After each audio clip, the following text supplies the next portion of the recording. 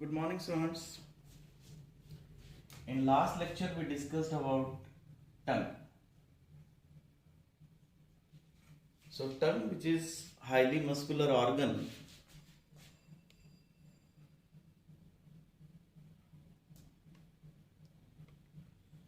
yes, the structure of tongue.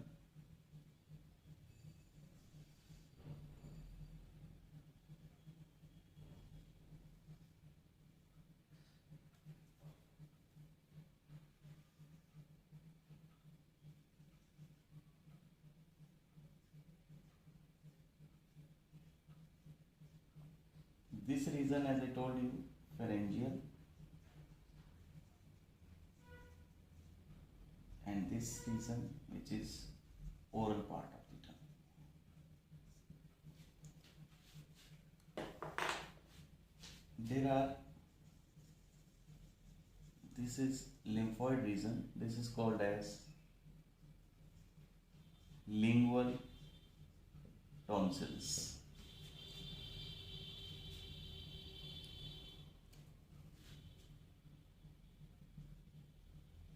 This one V-shaped structure, sulcus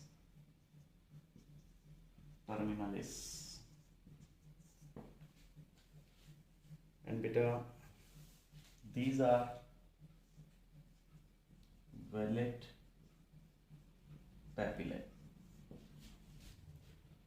And over the oral surface of the tongue, means oral part of the tongue, consists of different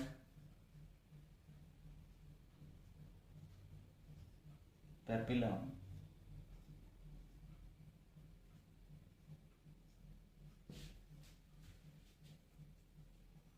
They are called as fungiform papilla. Conical shaped papilla, they are called as filiform papilla. So there are three types of the functional papilla. As I told you, टंग के ऊपर functional पैपिलाe कौन कौन से हैं? First is fungiform, second which is filiform, third vallate papilla. They are functional papilla over the tongue. Now, fungiform. They are pink colored, small. These papilla are pink colored, small in size, and they are spherical in shape.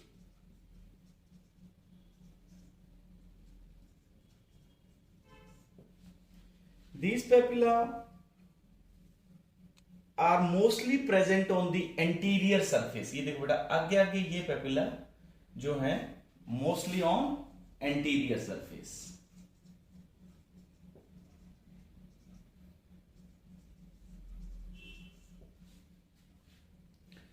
They impart pink color to the tongue. ये वाले जो papilla है ना फंगिफॉर्म, ये जो anterior region में है, impart pink color to the tongue. The color of tongue is due to fungiform papilla. The pink color is due to these papilla. Second बेटा filiform और conical papilla. ये जो बीच में ये conical shaped है. They are conical shaped papilla. These papilla are thread like, white in color. They are white colored papilla. They are most numerous. सबसे ज्यादा ये मिलते हैं, most numerous. बट एक इंपॉर्टेंट फैक्ट है इनके लिए, डिवॉइड ऑफ टेस्ट बर्ड्स. इनमें टेस्ट बर्ड्स नहीं है. टेस्ट बर्ड्स कौन से होते हैं? जहां पे टेस्ट रिसीव करने के लिए रिसेप्टर्स हों. तो फिलिफॉर्म मोस्ट नंबरस है, व्हाइट इन कलर है, but no taste bud is there. मतलब फूड का टेस्ट इनमें नहीं आएगा. क्योंकि इनके पास टेस्ट बड्स नहीं है। थर्ड है बेटा वेलेट पेपिला, ये सबसे बड़े हैं, दे आर लार्जेस्ट पेपिला, और इनका नंबर सिर्फ 8 to 12 इन नंबर होते हैं बेटे, और स्फेरिकल इन शेप है, they are spherical in shape and present very close to the sulcus terminalis. Now the function of tongue. Tongue का काम क्या है बेटा? For the taste. ये तो पढ़ते ही आ रहे हैं हम लोग क्लासेस से। टेस्ट के लिए है। टेस्ट बर्ड्स एक्चुअली हैं क्या? ये जो अभी अपन कहा ना इन पेपिला में टेस्ट बर्ड्स हैं, तो ये इंपॉर्टेंट पॉइंट आपने ध्यान रखना है बेटा। Taste buds are actually modified epithelium. Taste buds actually modified epithelial tissue है। तो ये आपने डिटेल अपनी फेयर नोटबुक पे नोट करनी है about the tongue. Now next concept हमने स्टार्ट किया था बेटे बकल कैविटी। बकल कैविटी के अंदर फर्स्ट पार्ट हमने पढ़ लिया है जो डिटेल में टंग के बारे में। अब सेकंड पार्ट है बेटा teeth.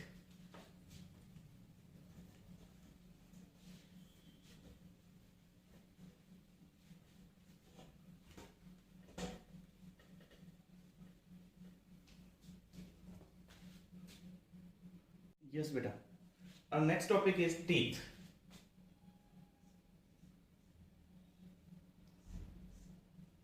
Teeth are actually ectomesodermal in origin.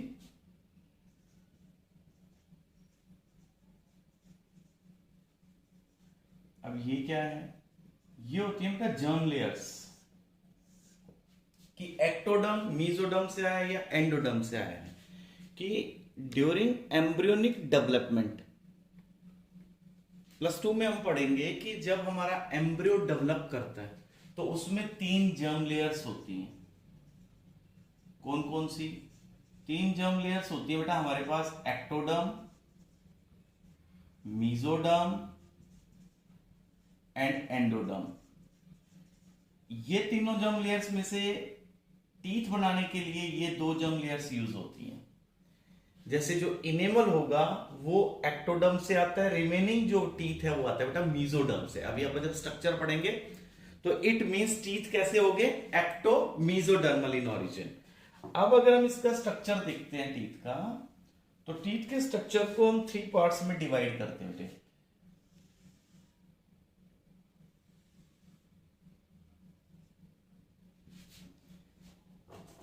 This outer reason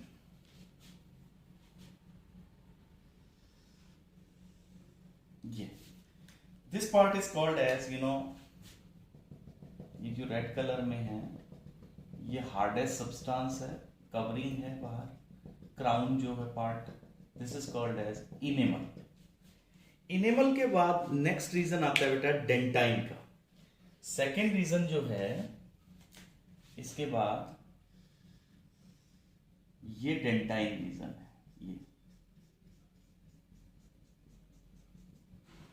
यहां पे जो कैविटी है इसको कहते हैं पल्प कैविटी। तो पल्प कैविटी ऐसे होती है। इस पल्प कैविटी में ब्लड वेसल्स हैं, नर्व्स हैं यहां पे।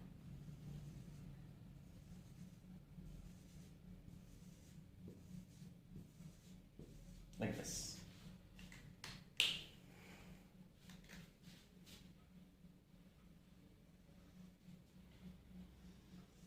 ये गम्स, ये आउटर रीजन, ये क्राउन पार्ट है बेटा। गम्स में जो रीजन रहता है उसको कहते हैं नेक, और नीचे जो रूट है जो बोन के अंदर है that's called as root of the teeth. So crown, neck and root part. Outer region this one, this is enamel. The second is dentine. Dentine covers pulp cavity. Pulp cavity बेटा। अब इसके अंदर यहां bone है, teeth में इस जगह ये बेटा बोन,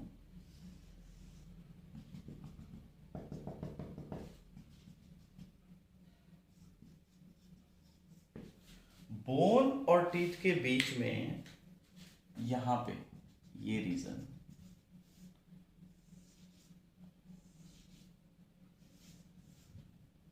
यहां होती है बेटा पेरिडंटल membrane,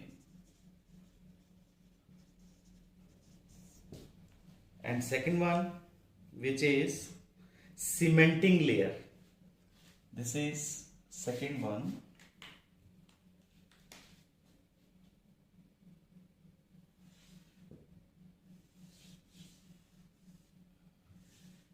This is acellular cement. Pulp cavity is actually covered by a layer of odontoblasts. There is a cellular layer here, this one.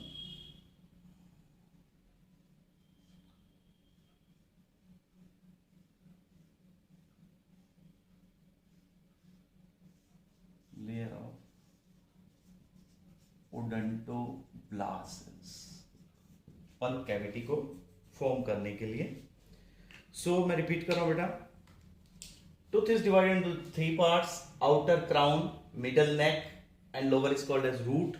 Root is actually embedded in the bones. Bone के अंदर है. इस crown part में outer white colour का जो दिखता है ये क्या है बेटा? इनेमल. इनेमल के नीचे कौन है? डेंटाइन. डेंटाइन कवर किसको रखता है? पल्प कैविटी को. पल्प कैविटी के अंदर क्या है? ब्लड है, नर्व्स हैं, जो यहां नीचे अपर्चर से आते हैं. अभी डिस्कस करेंगे उसको. यहां पे दो लेयर हैं. एक है बेटा पेरिडेंटल मेम्ब्रेन जो बोन की आउटर कवरिंग के साथ है, and there is a cellular cement which keep this teeth fixed in the alveoli. Alveoli का मतलब बोन्स के अंदर की जो कैविटी है जिसमें टीथ है, तो इस कैविटी को एल्व्यूलाई कहेंगे जिसमें टीथ रहते हैं. Now crown, first part.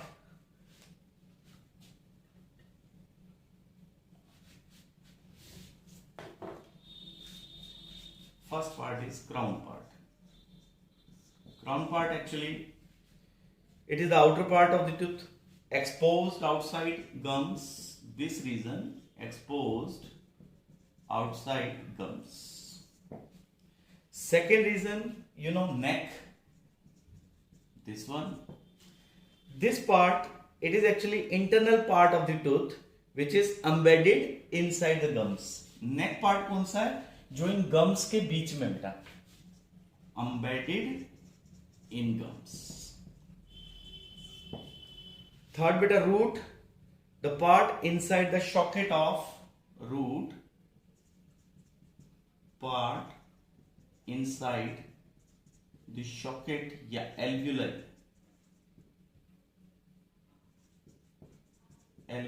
of bone. Bone के socket के अंदर जो रीजन है टूथ का, that is called as root of the tooth. Now enamel, this part is actually ectodermal in origin. अभी अपन डिस्कस किया ना कि एम्ब्रियो डेवलपमेंट में 3 लेयर्स होती है बेटा, एक्टोडर्म, एंडोडर्म एंड मीजोडर्म. तो इनेमल कौन सी लेयर से डेवलप हुआ है? एक्टोडर्म से. जो बाकी पार्ट है टूथ का वो किससे आया है? मीजोडर्म से. तो इसलिए कौन सा इसको टीथ को क्या कहते हैं? एक्टोमीजोडर्मल इन ओरिजिन. हाँ जी बेटा. Enamel which is ectodermal in origin,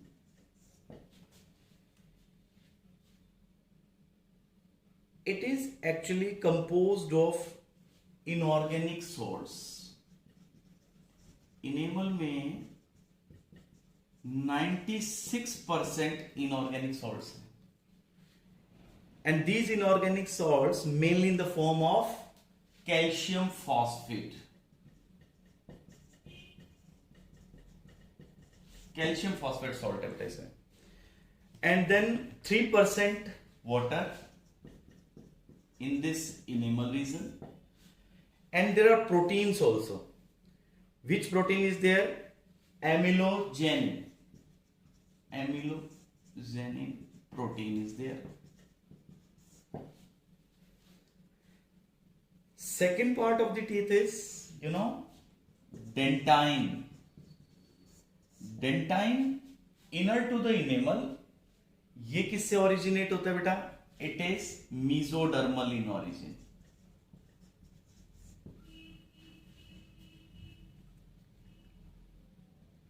Dentine is actually main part of the tooth. Main part of tooth. Then बेटा डेंटाइन के अंदर कौन सी कैविटी थी? Pulp cavity. पल्प कैविटी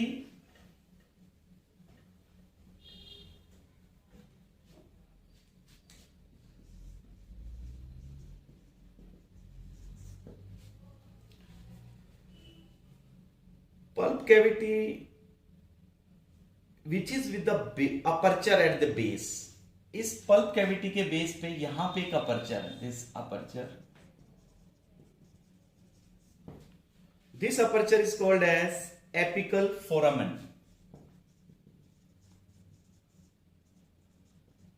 तो एक यहां पे इंपॉर्टेंट एग्जांपल आपने याद रखना है. ह्यूमन बीइंग में ये अपर्चर बंद हो जाता है, but in case of rabbit के अंदर ये ओपन रहता है फॉर होल लाइफ. तो इसलिए उसके टीथ ग्रो करते रहेंगे थ्रू आउट लाइफ. सेकेंड बेटा, there are special types of the cells. ये सेल्स जो अपन डिस्कस की थी ना, ये वाली, ये कौन सी थी? जो पल्प कैविटी को कवर करती है, लेयर ऑफ ओडेंटोब्लास्ट. तो यहां पे कौन सी सेल्स है बेटे? Odontoblast cells. These odontoblasts cells are actually responsible for dentine formation.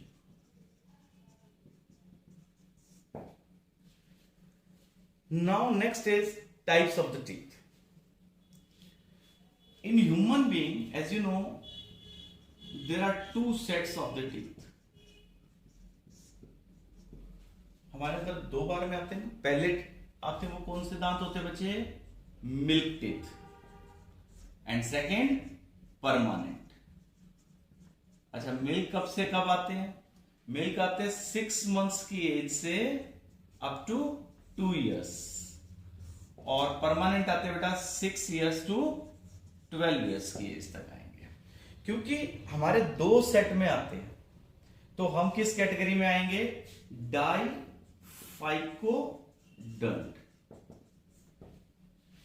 And our teeth are embedded in sockets. क्योंकि दांत हमारे embedded है बेटा किसमें? बोन के socket में.